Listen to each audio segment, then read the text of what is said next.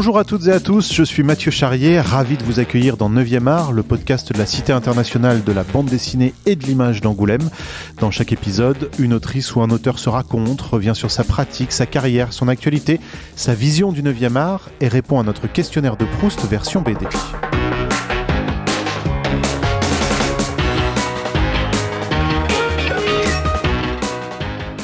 Je suis un auteur depuis plus d'une vingtaine d'années.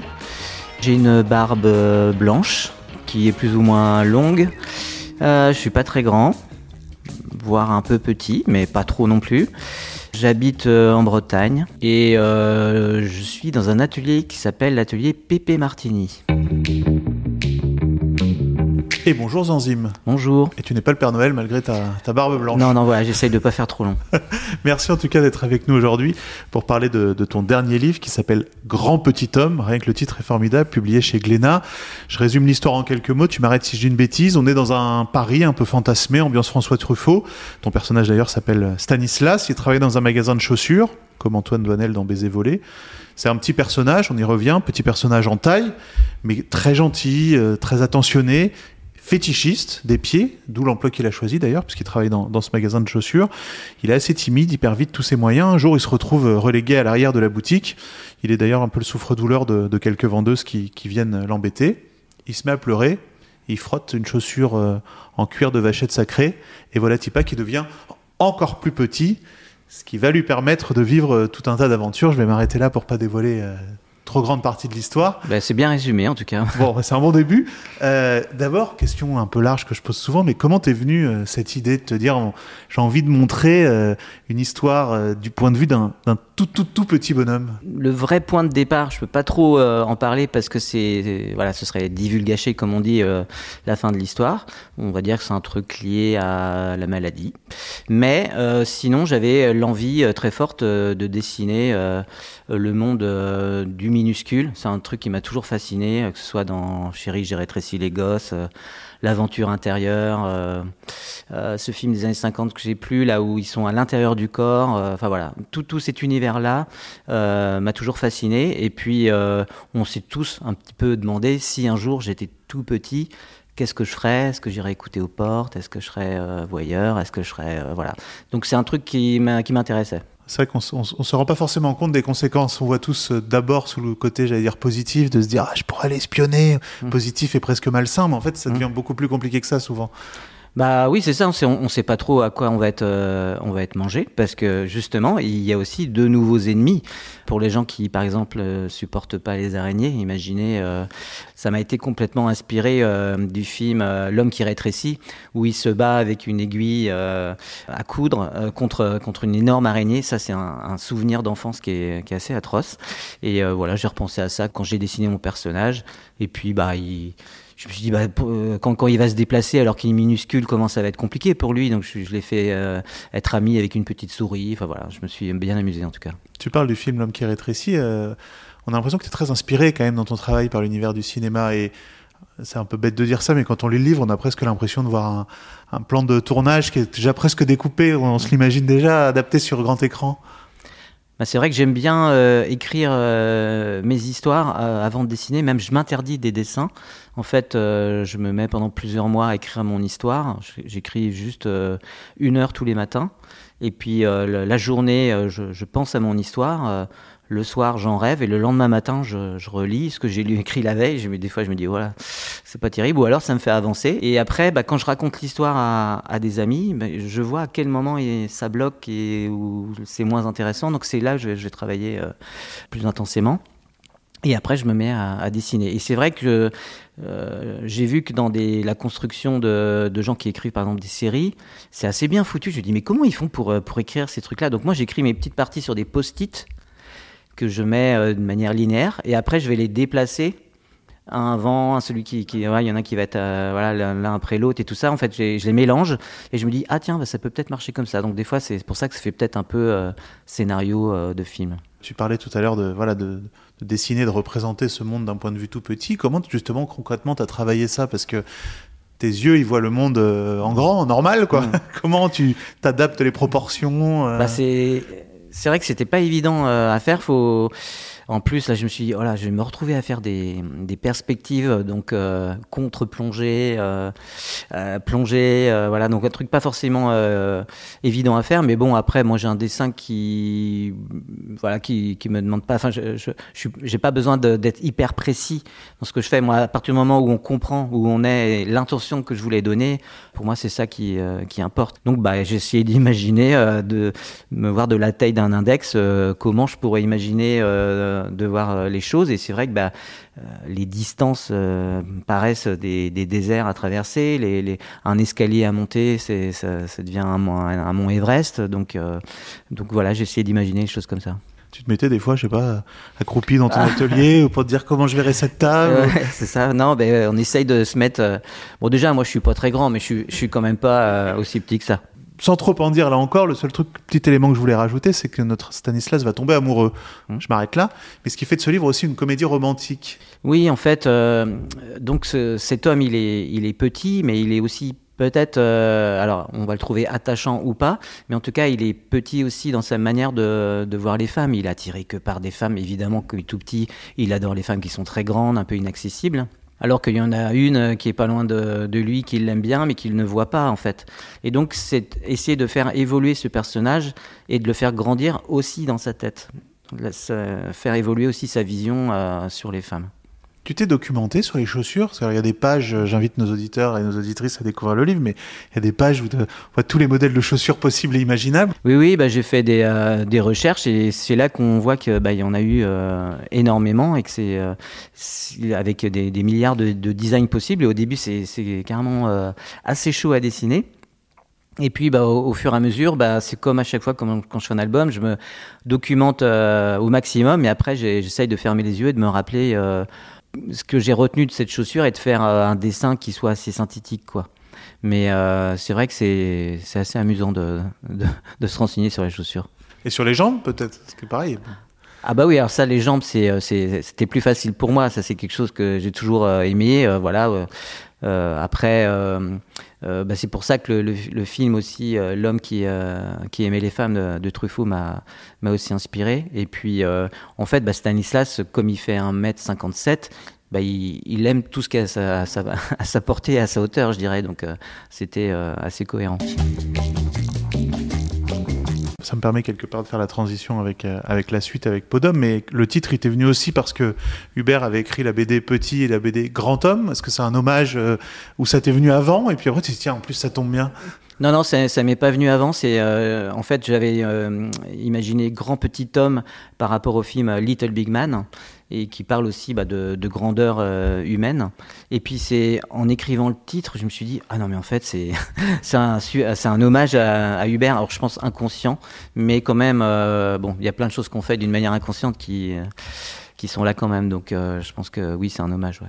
Et avant de parler d'Hubert et Podum, là, est-ce qu'il y aura une suite? Parce qu'on a presque envie de le retrouver et on se dit que la fin, là encore, mais suffisamment ouverte presque pour qu'il puisse y avoir une suite. Non, Un Gros Petit Homme, non, il n'y aura pas de suite. Je le voyais comme quelque chose en one shot. En fait, c'est plutôt une chose que j'aime bien faire. La suite de Podum, on en a évidemment parlé, mais moi, je me verrais pas faire un travail déjà sans Hubert. Et par contre, j'ai eu des idées, ça c'est sûr. Mais on a toujours des idées, mais après, je pense qu'il faut être assez honnête. C'est pas parce qu'un truc marche ou si on l'a pensé en un one shot, en fait, faut le garder comme tel. Et puis, on va pas dire comment ça se termine, mais je voulais que le truc laisse un peu le lecteur se faire sa propre idée des choses et surtout pas faire une leçon de morale.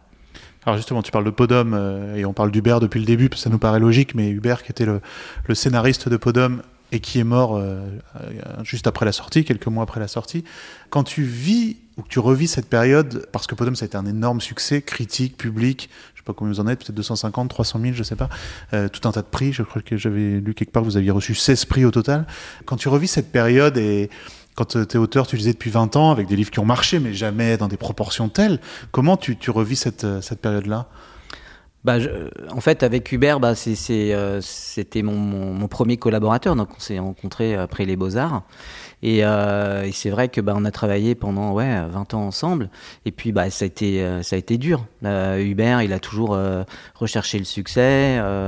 On a essuyé pas mal de galères. Et puis, un jour, ça arrive. Donc, malheureusement, il n'a pas été là pour le voir, mais ça a été assez incroyable, quoi. Et ça m'a donné pour moi en tout cas une visibilité. On a pu rééditer tout ce qu'on avait fait aussi ensemble. Donc de la Sirène des pompiers à Ma vie posthume, voilà. Parce que quand on a fait ces choses-là, on se dit voilà, on les a faites, elles ont eu le succès qu'elles ont eu, mais elles n'ont pas eu la portée qu'elles auraient pu avoir à ce moment-là. Et puis le fait de les rééditer, ça, je me dis c'est pas vain tout ce qu'on fait, quoi. Donc en fait, je pense que c'est ça qui est intéressant. C'est un métier qui demande beaucoup de persévérance et faut toujours y croire, quoi. Et en plus, c'était de souvenir le livre le plus personnel pour Hubert par rapport à son éducation très religieuse. Enfin, il racontait que ce livre-là avait un sens tout particulier pour lui, quoi. Oui, c'est un album qui est né d'une colère, donc faut pas l'oublier. Et puis du coup, d'ailleurs, on va peut-être en refaire une réédition, et j'aimerais bien faire dedans une petite histoire qui raconte les origines en fait de ce projet. Je pense que ça pourrait intéresser pas mal les lecteurs. Puis voilà, en fait, Hubert, il est toujours, je dis, sur un bout de mon épaule. Quand j'écris mes scénars, même si je suis tout seul, il est toujours là, en train de me donner des conseils. Et je ferais pas ça comme ça. Tu te l'imagines présent sur l'épaule. Oui, c'était quelqu'un qui avait beaucoup d'aura, donc il est toujours là, quoi. Parce que là, si je dis pas de bêtises, Grand Petit Homme, c'est la première BD où tu fais scénario et dessin.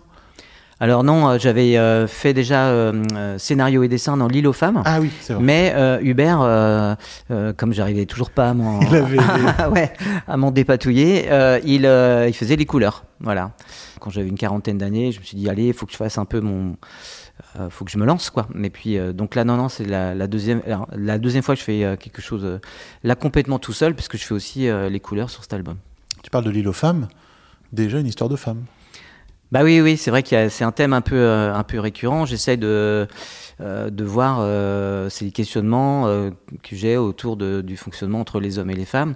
Et puis moi j'aime bien jouer avec les codes. Dans L'Île aux femmes, c'était un macho qui arrive sur une île, puis c'est que des femmes amazones. Céleste. Ouais, c'est ça. On pense que ça va être un truc un petit peu masculin et gros. Et puis en fait, c'est plutôt une portée féministe. Et puis c'est pareil sur Grand Petit Homme. Je lance fais poser des questions, et surtout je laisse les lecteurs aussi se faire leurs propres réponses, quoi.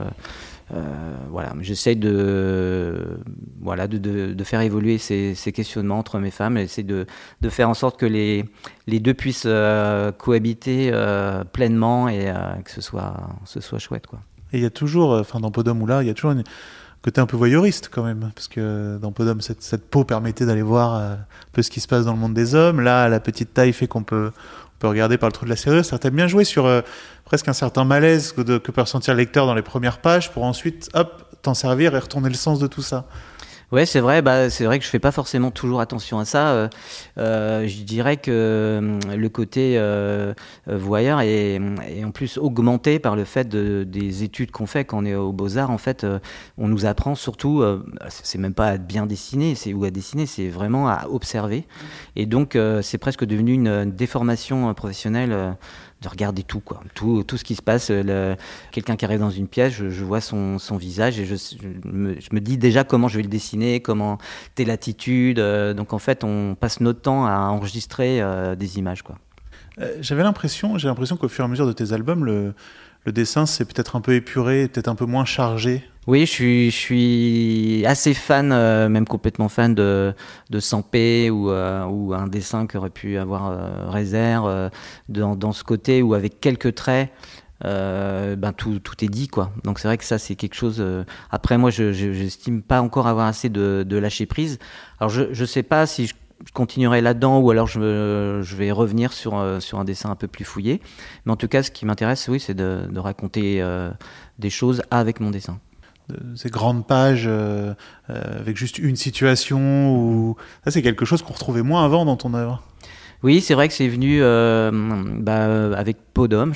Et c'est vrai que la bande dessinée actuelle nous ouvre sur des possibilités de découpage qui sont complètement nouvelles par rapport à celles qu'il y avait. Enfin, je dis nouvelles, en fait, c'est faux, parce que quand on va chercher dans les vieilles BD du début du siècle, on s'aperçoit qu'il y avait déjà beaucoup de... Je pense à Little Nemo, il y avait beaucoup de liberté en fait. Mais voilà, on essaye d'enlever les cases, d'enlever les bulles, essayer de repenser les choses autrement. Et c'est essayer de s'approprier soit ces anciennes choses ou de réinventer des nouvelles qui est intéressant, quoi. Tu parlais de ma vie posthume, on peut citer Tartuffe, La sirène des pompiers, Les yeux verts. Dans tous ces albums, il y a quand même souvent question un peu de théâtralité, de faux semblants. C'est vrai que le théâtre, la comédie, c'est quelque chose que j'adore. Quand on faisait Peau d'homme, moi j'avais pensé à Tootsie avec déjà Dustin Hoffman. Donc j'adore, c'est tout certains Lem Show. Donc c'est des choses qui me plaisent beaucoup. C'est vrai que le cinéma est quand même très présent. C'est vrai que j'en ai mangé pas mal. Surtout à la période de la dernière séance pour les plus vieux d'entre nous. Eddie Mitchell, si tu nous écoutes. Ouais, c'est ça, où on nous présentait des vieux films. Et ça a été vraiment très déclencheur. Et c'est toujours un petit peu là pour, en tout cas, le début d'une histoire. Et j'imagine, pour Peau d'homme, il y a eu 10 000... Mais je crois qu'il y a une adaptation d'ailleurs qui est en cours au cinéma, si je dis pas de bêtises. Oui, il va y avoir là en fin janvier, au théâtre Montparnasse, donc Peau d'homme avec Laure Calamy. Et donc mis en scène par Léna Bréban, et donc ça va être super, quoi. J'ai vraiment hâte. Je crois que je vais être assez ému en voyant ça. Et puis il y a un film qui est en cours, qui va être réalisé par Léa Doménac, qui avait fait le film Bernadette, qui va en faire, je crois, une sorte de comédie musicale. Comment au départ naissent tous ces personnages ? Est-ce qu'il y a l'idée, il y a d'abord le trait dans ta tête, j'allais dire presque l'image du personnage qui commence à se dégager, puis l'histoire. Est-ce qu'au contraire c'est un sujet, une histoire, et donc ensuite un personnage qui se dégage ? Comment tout ça se structure ? Ouais, ça dépend. Ça pourrait être plus un sujet, une histoire. Moi, j'avais l'idée du petit bonhomme. Après, il faut lui faire rencontrer d'autres personnages. Donc, on cherche. Donc, on va souvent chercher ce qu'il y a autour de nous. Hein. C'est souvent beaucoup inspiré de l'observation des amis qu'on a dans notre entourage, tel ou tel trait de caractère. Ce que j'ai appris peut-être au fur et à mesure, c'est de peut-être faire travailler un tout petit peu plus les personnages secondaires, parce que c'est comme ça que le personnage principal va être un peu plus porté. Puis c'est comme ça, oui, que les personnages ils naissent au fur et à mesure, et puis d'inspirations diverses, on va dire. Et puis après, tu commences à les coucher sur papier et voir ce que ça donne. Oui, c'est ça. Alors, c'est vrai que ça, c'est un moment très agréable du dessinateur, c'est de faire son casting, en fait. Est-ce qu'il aura un petit nez, un grand nez ? Bon, moi, c'est souvent les grands nez qui reviennent. Quelle tête il va avoir, les yeux, est-ce que je vais l'habiller comme ça ? Alors après, il y a tout ce côté vêtements, casting, mais après, c'est comment va être sa démarche ? Est-ce qu'il a une démarche légère ? Est-ce qu'il est un peu pâteau ? Comment il peut être aussi dans sa tête, quoi. Comment il peut évoluer ? Ça c'est assez intéressant. D'ailleurs, les gens qui lisent les BD l'entendent parler avec la voix qu'ils ont imaginée, mais personne ne sait la vraie voix qu'il a. Donc ça, c'est assez amusant. Zanzim, c'est un pseudo qui vient du lycée. Oui, ça vient de Zanzim Glouton. C'est une ancienne publicité de Coluche qui disait que les enzymes Glouton retenaient la saleté. Enfin bref, voilà. Et donc j'avais utilisé ça donc au lycée, les enzymes Glouton. J'ai même été publié dans un bouquin de l'association qui s'appelle Comics 2000. Espèce de gros dictionnaire et avec ce nom du coup. Et puis au bout d'un moment, il y a mon éditeur Carabas des yeux verts à l'époque, qui m'avait dit tu es sûr de garder ton jeu de mots et puis voilà, le glouton est parti, enfin pas complètement, et Zanzim est resté. Tu parles du lycée, tu lisais déjà beaucoup de BD, tu étais déjà dans l'idée d'en faire ton métier au lycée ? Je lisais beaucoup de BD. Alors, j'étais pas dans l'idée d'en faire mon métier, mais comme je dessinais beaucoup dans les marges de mes cahiers, mon oncle m'appelait le Guy de Graine. Ça faisait écho à une publicité où il y a un garçon qui dessinait sur les marges de ses cahiers, et puis il y a le professeur qui lui disait vous n'arriverez jamais à rien dans la vie, et puis plus tard on comprend que c'est un grand dessinateur de vaisselle et tout ça. Donc en fait on m'appelle Guy de Graine. Et puis j'ai commencé à faire des fanzines à l'époque. C'est souvent un conseil que je donne quand on ne sait pas trop comment commencer la BD, c'est de se regrouper entre des gens qui ont envie de raconter des histoires et de faire des dessins, et de faire un tout petit magazine photocopié. Et puis après le faire lire, et c'est d'avoir le retour des lecteurs. Alors là, ça m'a fasciné, ça m'a donné envie de raconter encore plus d'histoires, quoi. Ça, c'est au moment des Beaux-Arts ou juste après? Alors c'était au lycée, ça. Ah, dès le lycée, d'accord. Ouais, dès le lycée. Et puis alors non, alors quand je suis arrivé aux Beaux-Arts, là c'est bon, on voit que t'as un style BD, t'oublies, quoi. Parce qu'à l'époque, la BD était un peu plus enfermante. C'était voilà, le trait noir, les cases, les bulles. Et puis Beaux-Arts, on me dit tu vas dessiner maintenant qu'avec des taches et des ombres, et tu oublies ton trait. Donc ça, c'est quand on sait pas faire ça, et en fait ça m'a apporté énormément. J'ai travaillé du coup la peinture, la sculpture, et c'est pour ça que quand j'ai fait ma première BD Les Yeux Verts, c'était plus proche de l'illustration pour enfants, c'était un travail en modelé. Et donc voilà, ça m'a permis de travailler la lumière, d'autres choses, quoi. Et on te connaît surtout pour la bande dessinée, mais tu fais aussi de la peinture, de la sculpture. Oui, j'aime bien m'ouvrir à autre chose. Moi, j'aime bien aussi faire des collages. Dès que j'ai la possibilité de faire un peu de peinture ou de la sculpture, j'aime bien m'amuser avec des objets, de faire des accumulations, des choses comme ça. Et puis dès que j'ai la possibilité de faire une expo, je fais ça, quoi. Là, tu as mis 4 ans pour faire cette BD?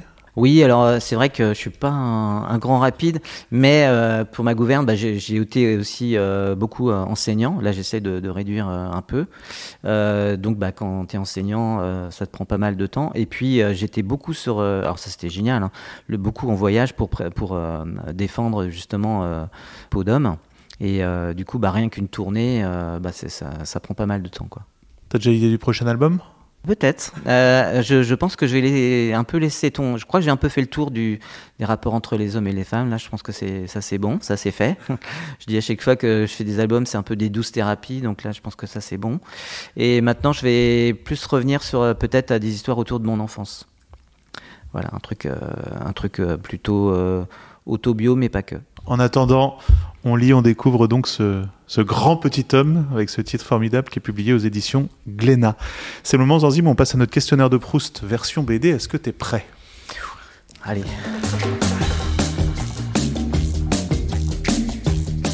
La première BD que tu as lue? En fait, j'avais pas beaucoup accès à des bandes dessinées, donc je pense que les BD que j'ai lues, ça devait être peut-être des BD autour des reproductions de dessins animés. Donc je dirais peut-être des trucs autour des Barbapapa ou des choses comme ça. C'était des albums qu'on avait en lien avec une bibliothèque qui était un bibliobus qui passait dans un village. Non, on parle d'un autre temps, mais c'était ça. Et sinon, j'ai passé des heures et des heures à regarder les Lucky Luke. Surtout la période du début avec Maurice, et puis tout simplement les Tintins. Voilà, j'ai Tintin, Lucky Luke, Astérix, je les ai lus, relus et re-relus. Et puis après, j'ai affiné, mais ça a été ça surtout au début. Quelle est selon toi la meilleure BD de tous les temps? Je suis passé en presse tout à l'heure et j'ai vu que Idée Noire de Franquin était mis quand même. C'est vrai que j'aime beaucoup. Moi, je trouve que Little Nemo, c'est toujours super bien à regarder. Meilleure BD de tous les temps, je sais pas. Là, il y a l'intégrale de Mafalda, j'adore. Enfin, Kino, je trouve que c'est un très très bon observateur. Donc, j'ai pas de meilleure BD de tous les temps, mais en tout cas, ça, c'est des bonnes sources d'inspiration. La plus belle couverture de bande dessinée? Je sais pas. Là, j'aime bien le boulot des Kerasquet qui bossaient aussi avec Hubert. Je trouve qu'ils sont assez forts en couve. Ils font des trucs très beaux. Si, j'aime bien une couve qu'avait fait. Moi, j'aime bien quand c'est un petit peu affiche. Une couve qu'avait fait Alfred avec un homme, avec le rapport avec un garçon, là, je sais plus ce que c'était chez Delcourt, là. Et c'était pas mal. La plus belle case de bande dessinée ? Ouh là là. Ouais, ce serait des cases de Moebius, je pense. Le fait qu'il y ait une certaine clarté avec très peu d'éléments, ça me plaît bien. Ah, si, ou sinon une case, ce serait Sampé, quoi. Avec un dessin avec un tout petit personnage ou plein de personnages qui veulent, avec une situation qui veut tout dire, ça me plaît vraiment. Ton personnage de BD préféré ? Voilà, c'est pas facile, comme ça, j'ai pas du tout pensé à ça. Moi j'aimais bien, c'est vrai qu'on parle beaucoup de Riyad Sattouf, mais j'ai beaucoup aimé moi son premier personnage qui justement c'était une BD qui s'appelle Les Jolis Pieds de Florence, avec c'était les pauvres aventures de Jérémie. Et ces personnages qui sont un petit peu des anti-héros, c'est quelque chose qui me plaît bien. Ton personnage de BD détesté ? Ce serait des trucs avec les... J'ai rien contre les gros seins, mais les femmes avec des gros flingues, gros seins, tout ça, c'est pas du tout un truc qui m'attire, quoi. Tu dessines dans le calme ou en musique ? Je dessine en musique et en écoutant des podcasts. Et non, j'ai cette chance là de pouvoir dessiner dans un atelier où on peut être des fois interrompu parce qu'il y a une partie de fléchette qui se met en route ou encore un énième café. Non, je peux être assez vite distrait, mais et puis écouter et puis en plus là je viens d'acheter une batterie, donc je suis qui est dans mon bureau, donc là c'est un petit peu difficile, mais non je peux écouter beaucoup de musique, ouais. Couleur ou noir et blanc ? J'adore le noir et blanc. Pour moi c'est vrai je dis ça alors que je fais des BD en couleur, mais quand un dessin se tient bien en noir et blanc, c'est beaucoup plus facile de le mettre en couleur après. Il y a un équilibre qui est assez beau. Je pense à Comès, par exemple. Ça, j'ai découvert en noir et blanc avec lui et je trouve ça magnifique, quoi. Et pour terminer, est-ce qu'il y a une autrice ou un auteur de bande dessinée que tu nous conseillerais et qu'on ne connaîtrait pas forcément ? Oui, alors elle est en sélection. Alors ça va être un peu une énigme, parce que je ne vous dirai pas qui c'est, parce que je ne crois pas qu'il faut... Mais c'est Carole Lobel, une BD qui a été sélectionnée, où elle raconte l'histoire de son mari qui est devenu facho. Publié à l'association. Et donc on lit aussi Grand Petit Homme, publié aux éditions Glénat. Merci beaucoup Zanzim d'avoir joué le jeu. Merci.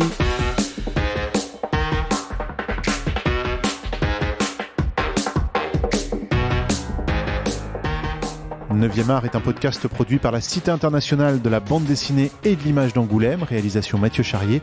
N'hésitez pas à commenter ces épisodes, à les noter, à en parler autour de vous, c'est très important pour nous.